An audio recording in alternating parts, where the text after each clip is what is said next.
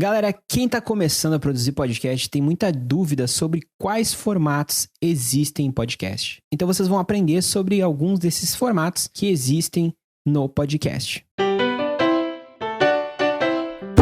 E aí, gente, tudo bem? Aqui é o Nick, sejam muito bem-vindos ao meu canal. E hoje, como eu falei ali antes da vinheta, a gente vai falar um pouquinho sobre os formatos existentes em podcast. Muitas pessoas me perguntam assim, o que eu posso fazer, o que tem de possibilidade? Que existem 4 formatos principais de podcast, assim, produzidos. Que são basicamente podcast solo, que é a pessoa sozinha falando ou contando uma história.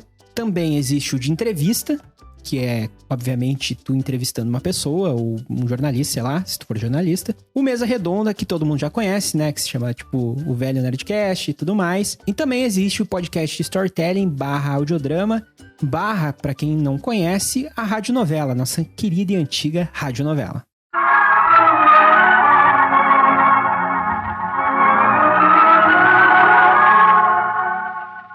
Esta história de amor e sofrimento ficou interrompida quando o Dr. Alberto Limontas chegou à suntuosa residência de Graziela Garcia e a encontrou sozinha no jardim à sua espera. Então no podcast tu tem esses 4 formatinhos principais assim que tu pode transitar entre eles. Não quer dizer que tu tem um podcast de mesa redonda e não possa contar uma história, fazer um storytelling ali, um audiodrama dentro de um teu episódio. Mas eu sempre digo e recomendo para as pessoas que estão produzindo o podcast delas é que tem um formato ali que tu tenha mais carinho, que as pessoas vão identificar que o teu podcast é um formato tal.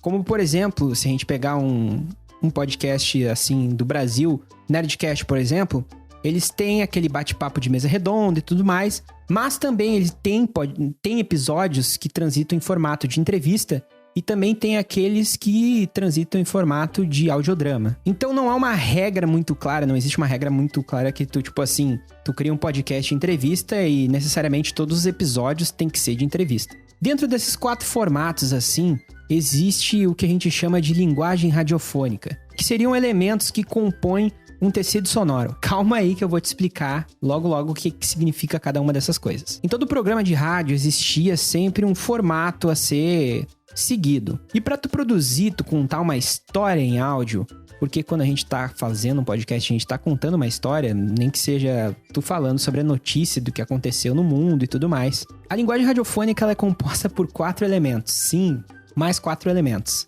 Que no caso são a voz, a trilha sonora, os efeitos sonoros e o silêncio. Esses 4 elementos juntos, assim, eles não precisam estar presentes em todo momento no teu formato de podcast. Ou seja, se tu tem um podcast solo, que é só tu falando, tu vai ter a voz, efeito sonoro, trilha sonora e um silêncio.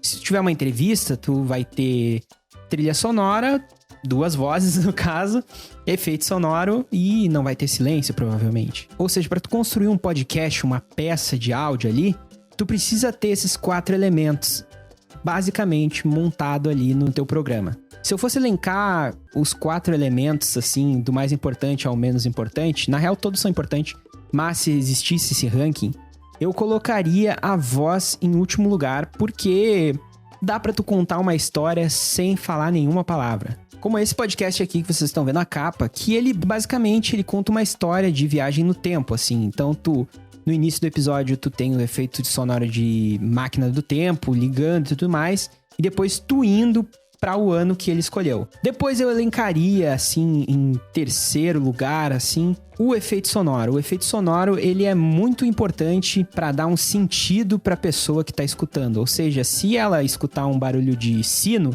ela pode remeter a, sei lá, um sino da escola, um sino de igreja, ou qualquer coisa assim. Em segundo lugar, eu colocaria, sim, a trilha sonora, porque é ela que dita e dá emoção na cena que tá sendo escutada ali no podcast. Ou seja, se tu tem uma cena triste, tu não vai colocar uma música alegre, né? Sei lá, agora que tá repassando aquela novela antiga lá da Alma Gêmea, imagina aquela cena muito triste com uma música muito alegre.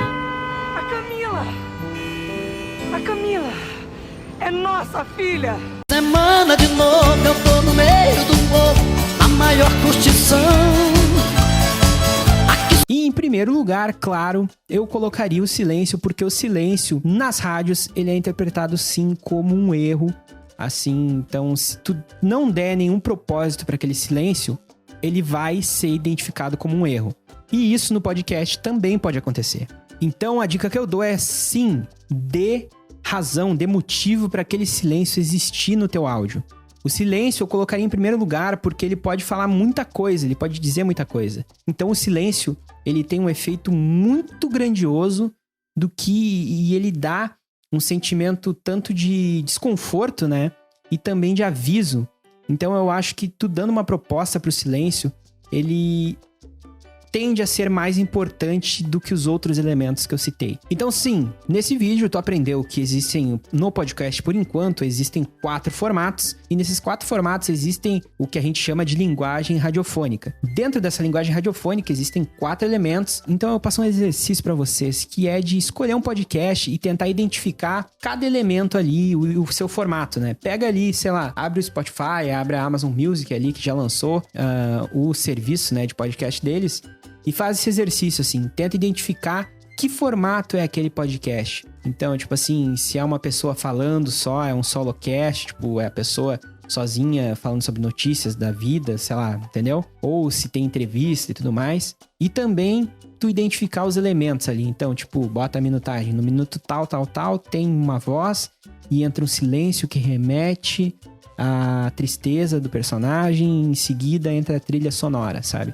Tentem fazer esse exercício que vocês vão começar a perceber como é composto, assim, um programa de áudio, né? Um podcast, assim, que às vezes a gente escuta e nem percebe, né? Então façam esse exercício aí. E para eu continuar melhorando minha produção de vídeo aqui no YouTube, eu preciso da ajuda de vocês, é claro, que é para vocês se inscreverem no canal, se vocês quiserem, se eu ensinei para vocês alguma coisa nesse vídeo aqui. Então eu espero que vocês tenham gostado e aprendido alguma coisa nesse vídeo.